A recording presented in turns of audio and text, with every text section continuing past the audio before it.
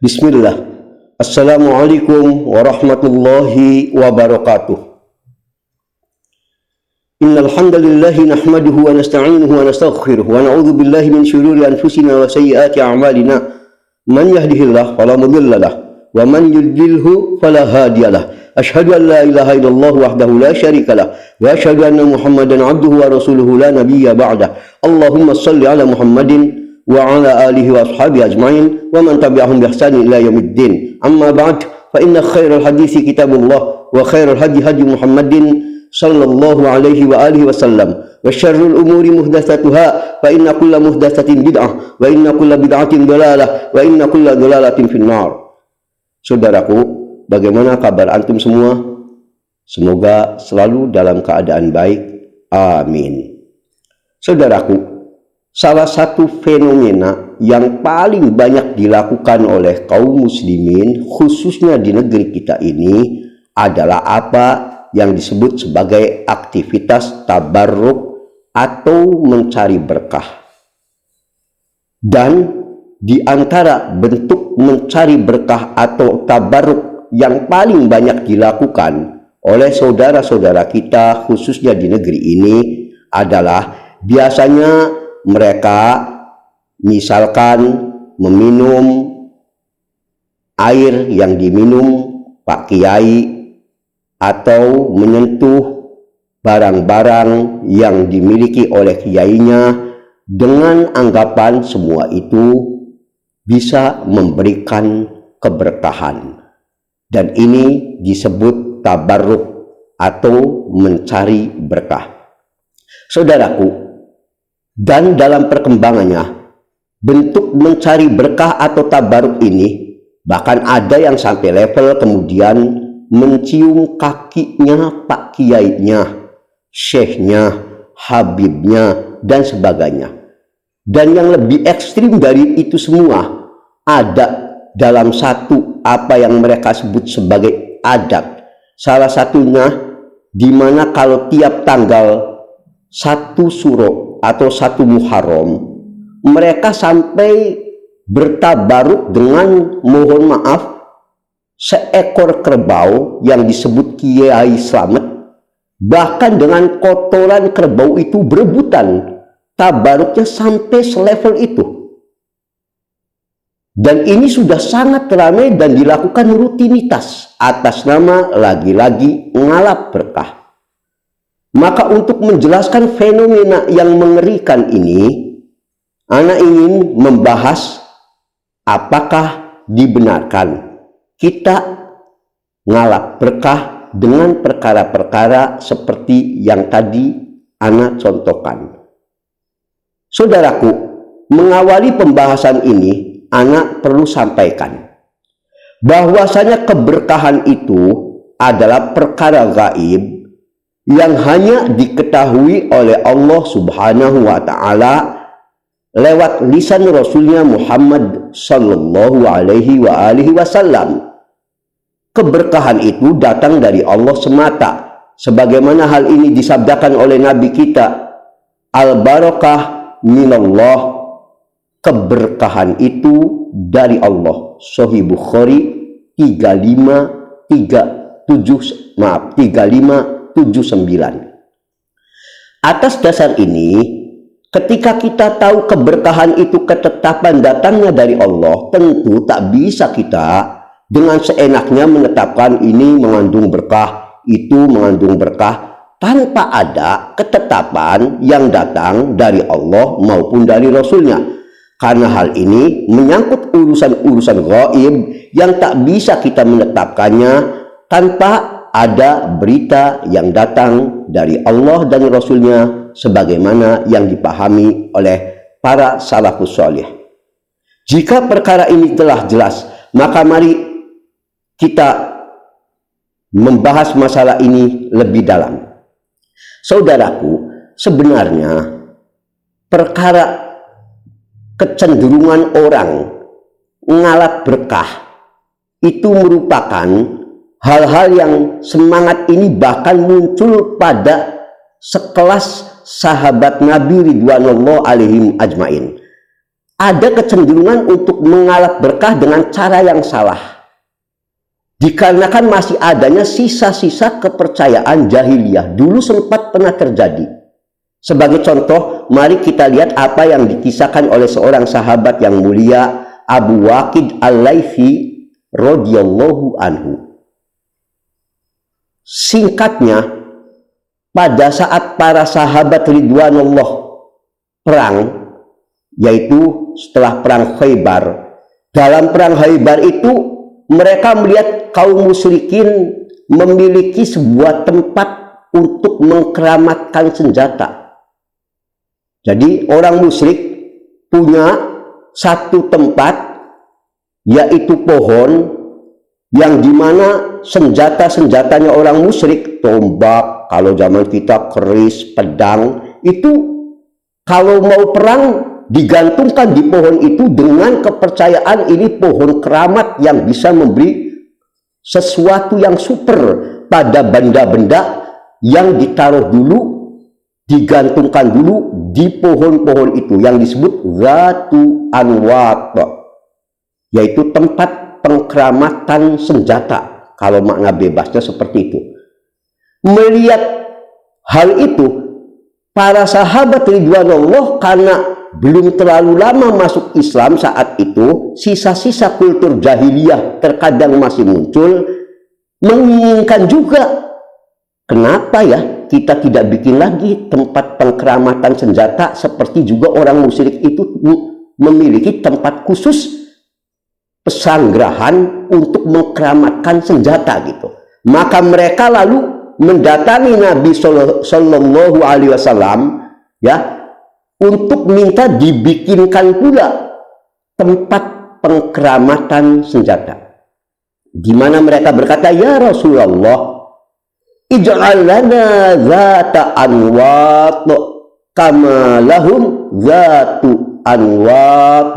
Ya Rasul, tolong buatkan pula bagi kami tempat pengkeramatan senjata sebagaimana mereka orang musyrik juga punya tuh tempat untuk mengkeramatkan, menyaktikan, bikin sakti senjata-senjata. Jangan kalah, ayo bikinkan ya Rasul, kita bikin lagi.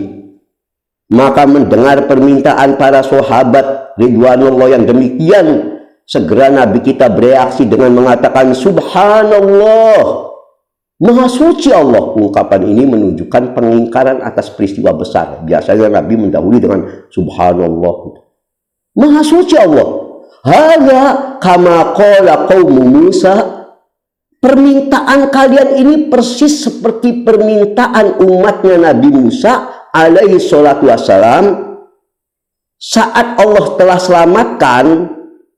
Lalu mereka pernah minta kepada Nabi Musa alaihi salatu wassalam untuk dibikinkan ilah yang lain seperti kaum Bani Israel punya ilah yang lain selain Allah.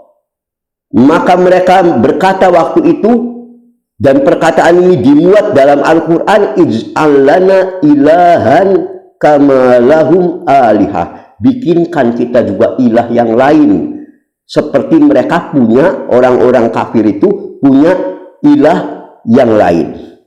Maka langsung Nabi kita Sallallahu Alaihi Wasallam bereaksi, walladzi nafsi biyadih, demi Allah yang tanganku berada dalam genggamannya, latarkabunna sunnata man kana qablakum, kalian memang benar-benar masih akan terus mengikuti jejak tradisi kebiasaan mereka orang kafir.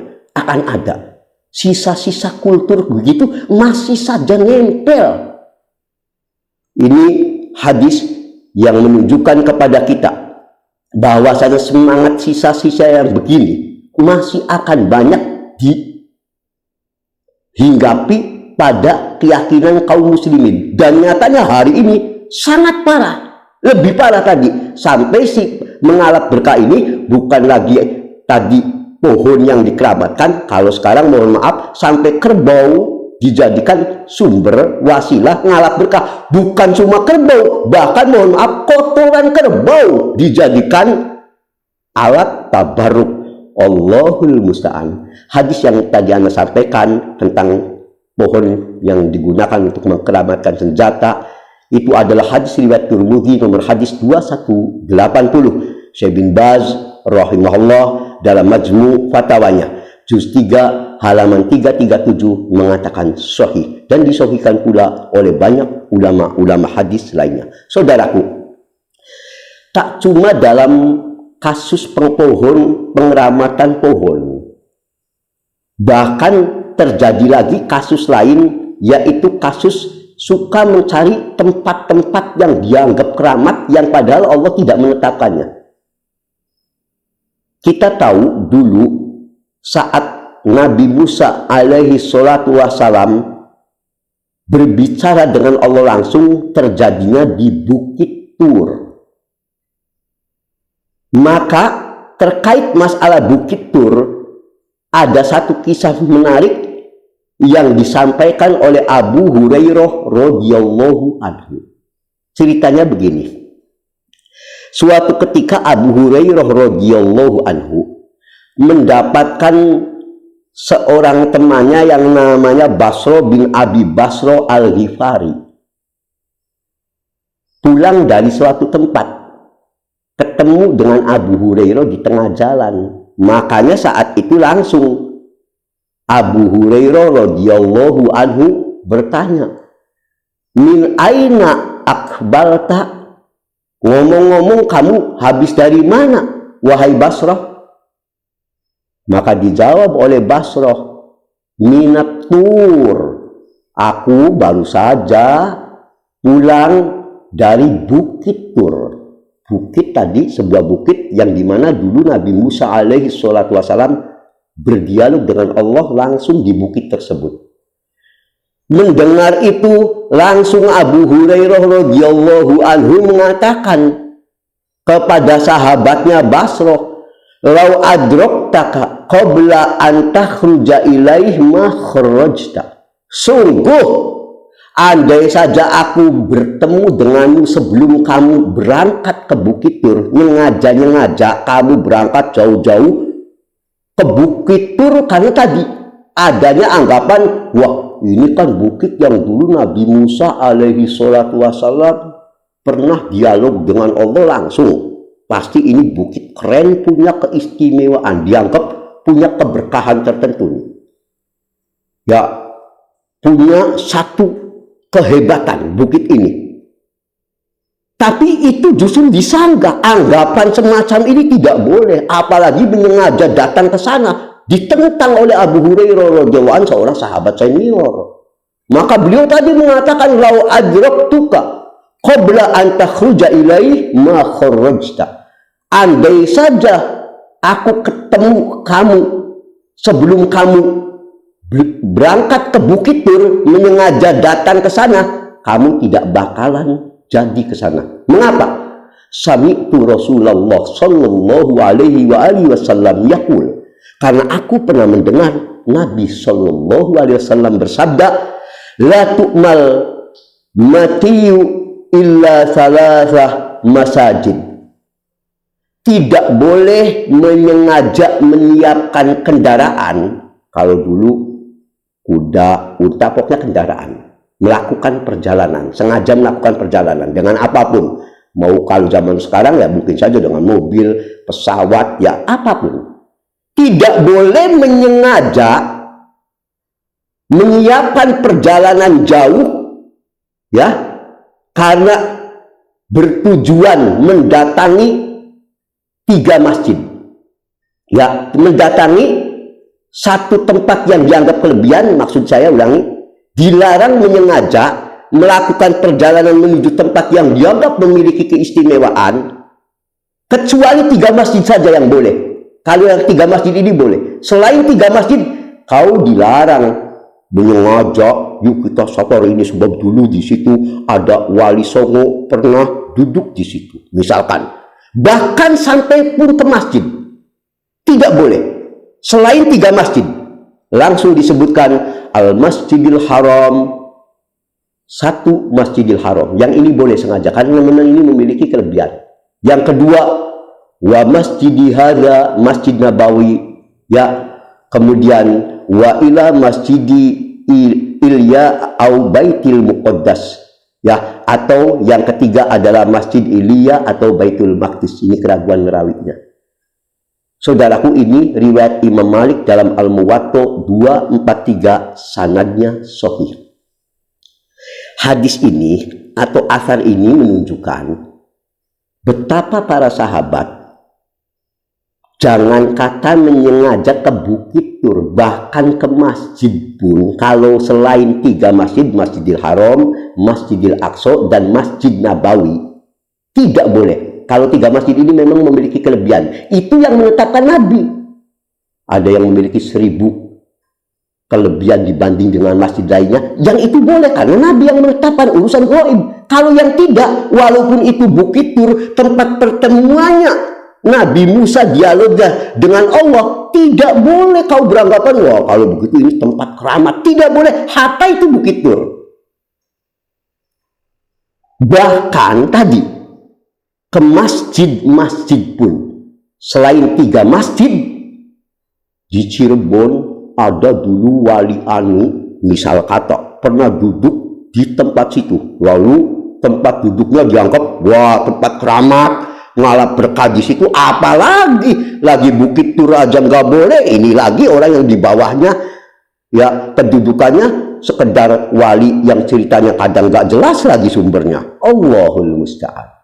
Saudaraku, atas dasar inilah Muhyiddin Al-Barqawi Al-Hanafi rahimahullah menandaskan fa inna jumhurul ulama qalu, sesungguhnya mayoritas para ulama telah menetapkan as-safaru ila ziyarati kuburil anbiya was solihin, menyengaja berangkat melakukan perjalanan jauh yang tujuannya untuk berziarah ke kuburannya para nabi atau orang-orang yang dianggap solih. Kalau sekarang istilahnya tour ziarah wisata.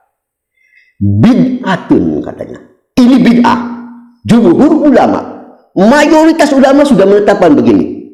Lam yaf'aluha ahad minas sahaba wat tabi'in. Mengapa? Karena perbuatan semacam ini belum pernah dilakukan oleh seorang pun, ya, minas sahabat, di kalangan para sahabat, wat tabi'in maupun tabi'in.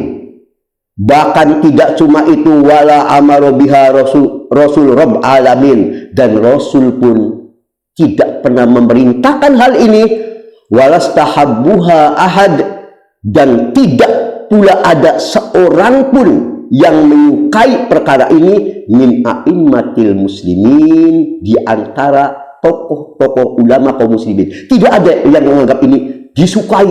Kamu disukai ziarah ke kuburannya Mbah Anu, Syekh Anu. Tidak ada, selain 3 masjid tadi. Apalagi kuburan. Masjid aja kalau selain 3 masjid nggak boleh, ini kuburan lagi, ya. Bahkan famani taqada dzalika qurbah wa ta'ah, belum selesai ucapan ulama besar ini. Barang siapa yang berkeyakinan bahwa menyengaja mendatangi kuburan-kuburan orang yang dianggap tadi, wah ini kuburannya wali, kuburan keramat, dengan anggapan itu bahkan dianggap sebagai qurbah wa ta'ah, bentuk takorub dan ketaatan, faqad khalafal ijma', orang ini telah menyelisihi ijma', ya. Ini orang ini telah menyelisihi ijma', bahkan di situ dikatakan haram bi ijma'il muslimin, ini haram berdasarkan kesepakatan kaum muslimin. Lihat dalam Juhudu Ulama Al-Hanafiyah fi Ibtalil Aqaid Al-Kuburiyah juz 1 halaman 644 sampai 645. Tegas sekali pernyataannya. Tidak dibenarkan. Bahkan saudaraku, a'azani Allah wa iyyakum, Nabi kita dalam hadis riwayat Ibnu Hibban 1599 yang kata Syekh Albani rahimahullah dalam Shahihul Mawarid 258, sahih karena adanya jalur pendukungnya, menyabdakan khairul biqa al-masajid. Sebaik-baiknya tempat itu masjid-masjid. Masjid manapun itu baik semua. Tapi tatkala kita menganggap ada masjid-masjid tertentu selain 3 masjid tadi, Masjidil Haram, Masjidil Aqsa, Masjid Nabawi, memiliki kelebihan. Wah, masjid yang ada di Turki misal kata, atau masjid yang ada di wilayah mana Jakarta Anu dan sebagainya, seperti yang banyak. Masing-masing daerah di Indonesia rata-rata punya satu i'tiqad, seakan-akan ada masjid-masjid yang dianggap kalau di situ pernah ada cerita hikayat, bahkan kebanyakan hikayat lagi, kebanyakan dongeng sumbernya juga nggak jelas lagi. Andai pun ditakdirkan sahih, maka dikatakan tidak boleh mendatangi hatta itu masjid-masjid yang dianggap di situ pernah ada wali, di situ ada pernah Habib Syekh yang telah wafat, misalkan dikenal kesolehannya, dulunya sholat di situ, lalu kita sengaja datang ke sana dengan anggapan sholat di sana lebih utama, lebih baik. Tidak boleh, haram. Mengapa? Untuk mendukung masalah ini, mari kita lihat ya apa yang dikisahkan oleh Marwan bin Suwaid al-Asaddi ya radhiyallahu an, yang mengisahkan, kharajtu ma'a amiril mu'minin Umar bin al-Khattab min Makkah ilal Madinah.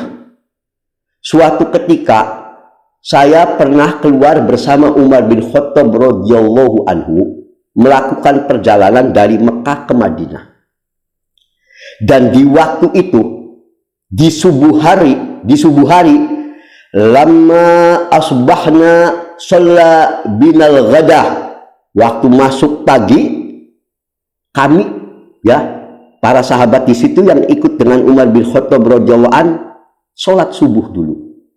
Setelah sholat subuh, sumaro annas yadhabuna madhaban, Umar bin Khattab radhiyallahu anhu melihat ada sekelompok orang yang berombongan datang bergelombang, berkelompok-kelompok pergi menuju ke suatu tempat. Dia mati aja oleh Umar bin Khattab radhiyallahu anhu. Ini kelompok manusia ini lagi mau pada pergi kemana nih? Penasaran Umar bin Khattab radhiyallahu anhu. Ya, jadi datangnya bergelombang-gelombang. Ya, banyak menuju suatu tempat. Maka Umar bin Khattab radhiyallahu anhu bertanya, aina yadhabu haula? Ini nih rombongan ini mau pada kemana sih? Banyak banget nih. Ya, rombongan 1, rombongan 2. Persis kalau kita di Indonesia ini kayak tadi terus ziarah wisata, gantian bis 1 datang, ya satu kuburan bisa 100 bus. Ya, persis keadaannya seperti itu. Bahkan lebih parah hari ini. Maka dijawab, ya amirul mu'minin, masjidun shalla fihi Rasulullah sallallahu alaihi wasallam, hum ya'tuna yusalluna fihi. Mereka ini, wahai baginda Umar, hendak mendatangi satu masjid yang dulu Nabi pernah sholat di masjid itu. Jadi mereka nyengaja, yang bukan Masjid Haram, bukan Masjidil Aqsa, bukan Masjid Nabawi ini. Jadi dulu Nabi pernah, karena ada satu keperluan Nabi sholat di situ. Lalu nih gerombolan banyak manusia orang ini, wahai Umar radhiyallahu an, sengaja pengen mendatangi karena tadi napak tilas kalau bahasa kita sekarang. Ya, di sana Nabi pernah sholat tuh di masjid itu. Lalu dengan itu tadi, dengan anggapan ya keberkahannya dan sebagainya, mereka mau mendatangi tempat itu. Ya, dianggap masjid ini tentu punya kelebihan, keutamaan. Karena dulu Nabi pernah sholat di situ. Yang selain sekali lagi 3 masjid. Jadi untuk 3 masjid Anda nggak perlu bahas lagi. Ya, Masjidil Haram, Masjidil Aqsa, dan Masjid Nabawi. Maka saudaraku, apa yang terjadi? Langsung Umar bin Khattab radhiyallahu anhu bereaksi, innama halaka man kana qablakum bimithli hadza. Hancurnya umat terdahulu diakibatkan perbuatan model begini. yattabi'una atharu anbiya'ihim fayattakhidunaha kanais wa bay'.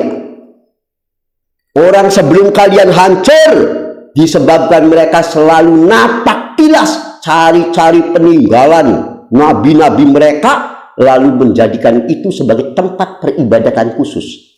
Nih mulai hancur orang-orang dahulu, awalnya begitu, sukanya gitu ya, napak tilas. Kalau orang sekarang mah dicari, oh dulu ya Syekh Anu pernah di situ, cari ya gitu, lalu dijadikan itu tempat ibadah khusus. Hari ini kejadian ini terus benar. Tadi di awal Nabi, kalian pasti mengikuti jejak jahiliyah semacam ini akan nempel terus. Maka kata Umar bin Khattab radhiyallahu anhu, man adrakat hussalah minkum fi hadhil masjid falyusall. Kalau kalian sedang melakukan perjalanan ketemu masjid seperti itu dengan tidak menyengaja, pas datang waktu sholat silakan. Kalau tidak menyengaja ya nggak apa-apa. Kalau sekedar lewat, sambil lewat jam sholat masuk, sholatlah di situ. Tapi waman la falyamdi wala ya'tamidha. Tapi barang siapa yang tidak begitu kejadiannya, ya nggak usah dipaksa-paksain. Kalau makna bebasnya seperti itu, jangan ngajain. Kalian sholat di situ dengan anggapan masjid ini punya keistimewaan, kelebihan dibanding ini, karena dulu ada wali fulan ya. Bahkan ini pada masjid yang dulu Nabi pernah sholat di situ. Hanya saja masjid ini bukan Masjidil Haram, Masjidil Aqsa dan Masjid Nabawi.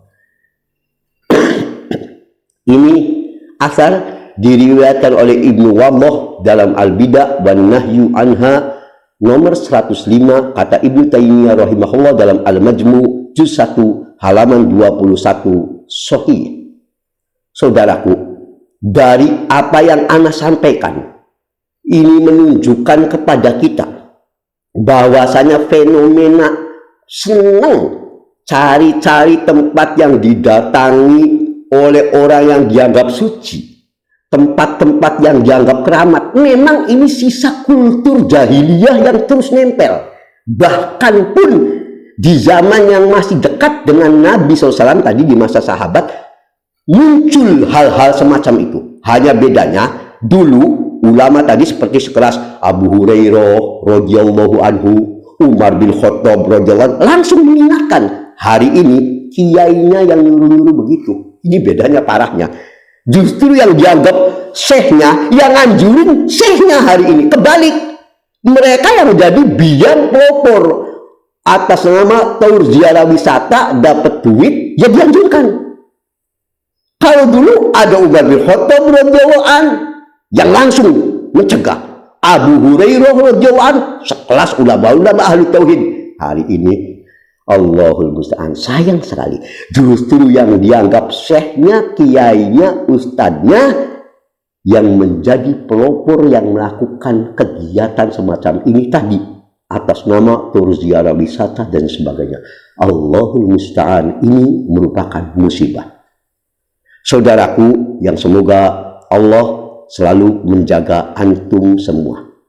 Sekarang bagaimana kita masuk ke fokus bab inti, bab ngalap berkah pada fisiknya kiai ya, baik pada badannya, sisa makanannya, sisa minumannya diambil rebutan atau suruh dipegang dulu ya, ke Pak Kiai, tolong Pak Kiai dipegang itu, setelah itu diambil baru diminum ya. Atau tadi ya, ada pula yang mohon maaf menyengaja, si kiainya ini sengaja makanannya enggak dihabisin, setelah itu dia misalkan makan hanya setengahnya agar muridnya berebutan, dan ini ada kesengajaan untuk menumbuhkan sikap kultus individu. Na'udzubillah, ini lebih parah zaman sekarang, menanamkan, meracuni dengan hal-hal yang semacam ini, ideologi-ideologi yang semacam ini, sehingga yang ditanamkan muridnya begitu terikat dengan ini. Awas, ini guru sakti, ini begitulah kurang lebihnya ya, karomah hebat, sakti di atas orang-orang yang umum ya. seakan ini cuci otak kepada murid-muridnya dengan tujuan-tujuan yang bisa sangat membahayakan akidah.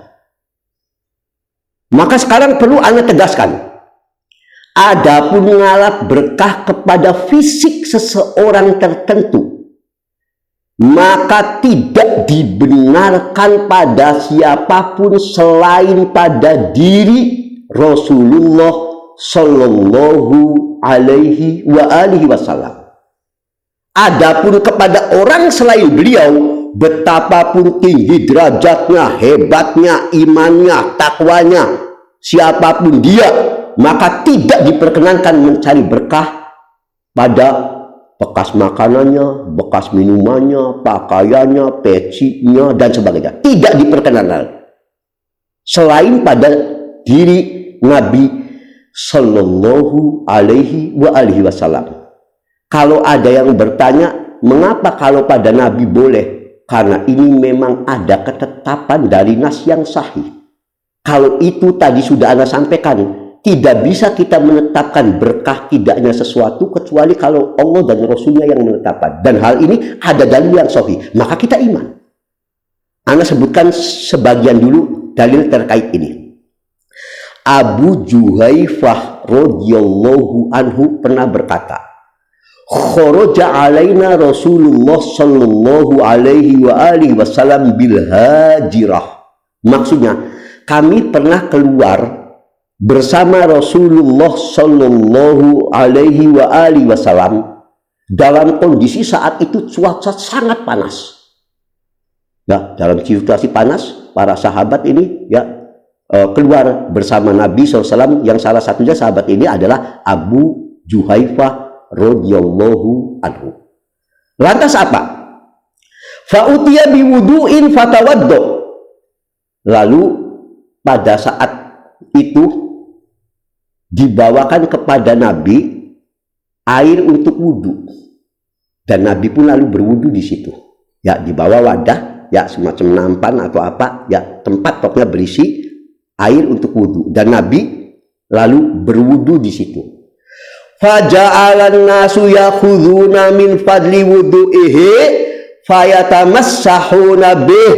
Maka ketika itulah para sahabat setelah selesainya Nabi mengambil air wudhu di tempat tadi, mereka berebutan mengusap-usapkannya pada tubuh-tubuh mereka.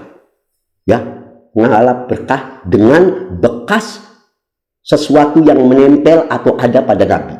Ya, mereka sahabat, jadi kalau Nabi habis wudhu itu sambil diambil, ya diusap-usapkan. Ini sahih, maka wajib kita iman khusus pada Nabi Sallallahu Alaihi Wasallam. Sahih Bukhari 187, Muslim nomor hadis 503. Tidak cuma dalam kasus ini, banyak dalam kasus lain, ya. Ada yang menempelkan ya ke tangan Nabi SAW, ya sahabat sengaja menempelkan tangannya lalu diusapkan ngalap berkah ke Nabi SAW, ya diusapkan ke wajah dan tubuh-tubuh mereka. Lihat seperti dalam Sahih Bukhari 3553. Dan hal ini jelas bahwa ini perkara yang dibenarkan. Sekarang kita tidak akan memperdalam masalah ini. Kenapa? Karena nabinya sudah wafat. Selesai urusannya dulu. Kita tutup dulu. Itu dilakukan pada saat itu Nabi Shallallahu Alaihi Wasallam di situ, dan dilakukan, dan hal ini masih tetap berlaku. Semua kalau benar ada yang sahih, bekas-bekas Nabi itu ada, bisa dijadikan sebagai tabaruk. Tetapi ingat, hari ini banyak yang lain, ini sendal Nabi. Enggak taunya sendal dari Tanah Abang mungkin, wallahu a'lam. Dia aku sendal Nabi tabaruk. Allah, hari ini banyak nih klaim-klaim dusta, ini sorbannya Nabi. Para ulama di Saudi bahkan menetapkan, ya sudah dapat hampir dipastikan tidak ada lagi bekas-bekas yang bentuk begini yang ditemukan, yang bentuk-bentuk dari sisa Nabi SAW. Klaim-klaim itu muncul dari sufi-sufi pendusta yang senang Ya, ini bekas sorban Nabi, ini bekas. Ya, kalau ada, tentu pemerintahan Saudi lebih layak mengklaim ini ada bekas rambut. Pemerintah Saudi tempat lahirnya Nabi SAW nggak pernah lain-lain itu. Ini adanya yang ramai kadang Turki, bahkan sampai ke Indonesia ramai. Ini tongkat Nabi, Allahul musta'an. Kalau bohong, pakai kira-kira, pakai bohong banyak. Tapi kalau bohong itu sedikit. Inilah yang jangan sampai memalukan banget. Kalau Anda harus boleh nyindir semacam ini, Allahul musta'an. Ini kalau bohong nggak pernah ini, polgas bohongnya. Ngaku ini masih tongkat Nabi segala, yang pemerintah Saudi aja nggak pernah mengklaim ini masih ada nih satu butir rambut Nabi misalkan. Ditemukannya ada yang di Turki, ada yang sampai ke Indonesia, sendal lagi. Ya, ini sendal Nabi, la haula wala quwata illa billah. Ini banyak dilakukan oleh sufi-sufi yang tersesat. Saudaraku, jika telah dipahami hal ini, sekarang yang jadi pertanyaan, apakah Nabi tadi bisa dikias dengan orang solih setelah beliau? Karena itu kan Nabi, bisa aja ini Ustaz, tidak mesti Nabi dapat dikias kiai orang soleh. Jawabannya dapat dipastikan tidak pernah mungkin. Pengiasan ini batil. Mengapa? Argumentasi yang paling kuat. Nih, mengapa tidak mungkin? Kita tahu tidak ada manusia yang terbaik setelah Nabi kita Shallallahu Alaihi Wasallam yang melebihi generasi sahabat. Ini nggak ada khilaf lagi di kalangan kita. Radhiyallahu anhu. Dan sahabat yang terbaik pertama adalah Abu Bakar As-Siddiq. Yang kedua Umar bin Khattab. Yang ketiga Utsman bin Affan. Yang keempat Ali bin Abi Thalib radhiyallahu anhum. Lalu diikuti sahabat lain. Semua sepakat Ahlus Sunnah. Tak ada generasi manusia terbaik selain para nabi dan rasul tentunya alaihi salatu wassalam, dan setelah Nabi kita sallallahu alaihi wasallam yang melebihi para sahabat. Itu sepakat tanpa ada khilaf. Yang jadi masalah,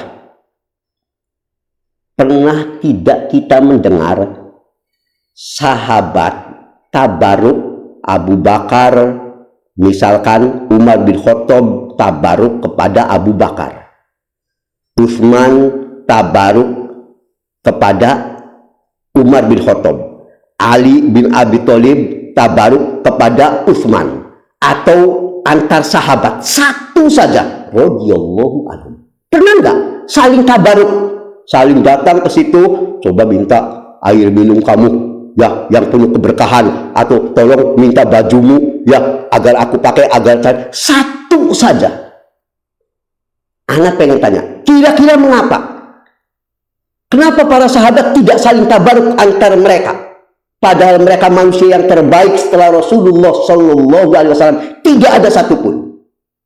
Apa mereka tidak memahami nas ini? Andai nas ini diberlakukan umum, niscaya mereka orang yang lebih layak untuk saling mengambil berkah di antara mereka. Atau generasi di bawahnya, tabiin ke sahabat, satu saja. Mana? Makanya ikhwan a'azzani Allah wa iyyakum, Ibnu Rajab rahimahullah menandaskan wa kadzalika at-tabarruk bil athar, demikian pula ngalap berkah dengan bekas peninggalan orang-orang yang dianggap soleh. Fa innama kana yaf'aluhu as-sahaba radhiyallahu anhum ma'an nabi sallallahu alaihi wasallam. Hal itu hanya dilakukan para sahabat kepada Nabi. Ya, hal itu hanya dilakukan sahabat ridwanullah kepada Nabi sallallahu alaihi wasallam. Walam yakunu yaf'aluna ma'a ba'dihim bi ba'din. Tapi hal itu tidak pernah dilakukan antara mereka, sahabat ke sahabat, tidak pernah hal itu dilakukan, saling ngalap berkah. Abu Bakar ke Umar, Umar ke Abu Bakar, Utsman ke Ali, Ali ke Utsman misalkan, radhiyallahu anhum ajmain. Tidak pernah hal itu terjadi. Antar sahabat ini nggak ada yang melakukan hal-hal yang serupa ini. Wala yaf'aluhu tabi'una ma'as sahabah. Bahkan tabi'in pun tak ada yang melakukan kepada sahabat. Tadi antar sahabat juga nggak ada. Sekarang generasi tabi'in, wah, ya kan tabi'in ini nggak pernah ketemu Nabi. Generasinya hidup setelah sahabat. Banyak tabi'in yang masih ketemu dengan sahabat, ribuan. Mengapa tidak ada satupun mereka yang saling, wah ini mumpung masih hidup nih sahabat fulan, yuk datangi minta berkah. Tidak ada.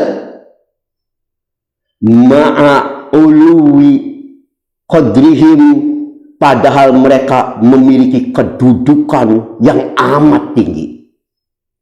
Makanya fadalla ala anna hadha, hal ini semua menunjukkan bahwa la yaf'al illa ma'an nabi sallallahu alaihi wasallam, kecuali ini hanya boleh dilakukan khusus ke Nabi saja. At-tabarruk biwudu'ihi, misalnya mencari berkah dengan bekas wudunya Nabi SAW, ya, dengan wudunya atau airnya, wa sya'rihi, rambutnya, atau minumnya, ya, wa fadli syarabihi wa ta'amihi, makanan minumannya Nabi, itu baru khusus ke Nabi. Selain Nabi, jangan kata kelas orang-orang sekarang yang ngaku-ngaku ini kiai sakti yang gak jelas-jelas, gak pugu-pugu. Kata orang Jawa, pugu-pugu. Ya, apalagi baru ngaku-ngaku sekelas Abu Bakar, sekelas Umar, sekelas Utsman, sekelas Ali radhiyallahu anhum, dan sekelas sahabat al-mubasyiruna bil jannah, 10 sahabat yang dijanjikan masuk surga. Pernah nggak ada satu saja riwayat sahabat ini, ya, saling tabarruk mencari berkah? Pernah? Atau tabiin ke sahabat? Pernah? Apa mereka tidak mengerti? Tidak paham nas-nas? Dan orang-orang sekarang lebih mengerti, saya lebih mengerti, kiai-kiai lebih mengerti. Allahul musta'an. Bagaimana cara beragama kita? Maka ini semua menunjukkan perkara ini memang hanya khusus terjadinya pada fisik Nabi Sallallahu Alaihi Wasallam. Tabaruk yang dibenarkan ini dan tidak berlaku kepada orang yang di luar beliau, betapapun kedudukannya sangat tinggi. Tadi penjelasan dari ulama yang Anda sebutkan itu bisa dilihat dalam Manhaj Al-Hafidh Ibnu Hajar Al-Asqalani fil Aqidah karya Muhammad Ishaq Kandur, juz 1 halaman 1028. Saudaraku, makanya ketika ada satu subhat terkenal, konon kabarnya Imam Syafi'i rahimahullah sering tabaruk kepada makamnya Abu Hanifah. Ana sudah pernah menulis bahwa ini berita batil. Kisah ini diungkap dalam Tarikh Baghdad juz 1 halaman 123 dari jalur Umar bin Ishaq bin Ibrahim dari Ali bin Maimun dari Asy-Syafi'i rahimahullah. Riwayat ini batil. Umar bin Ishaq tidak dikenal, tidak disebut dalam biografi perawi hadis. Anda pernah menulis itu panjang lebar di salah satu tulisan Anda. Makanya dengan dasar kebatilan ini, Imam Nawawi rahimahullah ketika menyoroti fenomena orang yang suka mencari tabaruk ke kuburan orang yang dianggap soleh, ngusap-ngusap kuburannya, padahal beliau ulama besar mazhab Syafi'i. Apa yang beliau katakan? Wa man khotara bibalihi annal mashabil yadi wa nahwi ablagu fil barokah. Barang siapa yang terbesit dalam benaknya bahwa mengusap-usap dengan tangan dan semisalnya di kuburan-kuburan atau apapun lah tempat-tempat yang dianggap lebih ablagu fil barokah, lebih mengandung keberkahan, fahuwa min jahalati wa ghaflati, maka ini menunjukkan jahilnya orang ini, jahil orang ini dan lalainya dia. Li'annal barokah innama hiya fima wafaqash syar'a, karena keberkahan itu harus yang sejalan dengan syariat. Masya Allah, keberkahan itu kalau didapat kalau yang cocok dengan syariat, bukan ngomongnya ngarap berkah tapi yang dia jalankan justru menuju pintu kesyirikan. Makanya sampai Imam Nawawi rahimahullah keheranan, wa kaifa yanbaghil fadla an mukhalafati shawab, bagaimana lalu dikatakan disukai mencari keberkahan dari cara yang tidak benar, yang menyelisihi kebenaran. Kata Imam Nawawi rahimahullah sebagaimana terdapat dalam Al-Majmu juz 8 halaman 275. Bahkan Imam Ghazali rahimahullah, yang selama ini anehnya orang-orang sufi mengaku ini ya berkiblat pada beliau, tapi dalam perkara ini mereka orang yang paling jauh. Kenapa? Imam Ghazali sampai mengatakan terkait fenomena orang yang suka ya menyentuh-nyentuhkan, mencium-cium kuburan ya karena mencari berkah ke kuburan orang yang dianggap soleh. Padahal Imam Ghazali rahimahullah sampai berkata, fa innal masyi wa taqbilil masyahid adatul yahud wan nasoro, sesungguhnya mengusap-usap dan mencium kuburan dari orang-orang yang dianggap soleh tadi untuk tadi tabaruk dan sebagainya adalah ada kebiasaannya Yahudi dan Nasrani.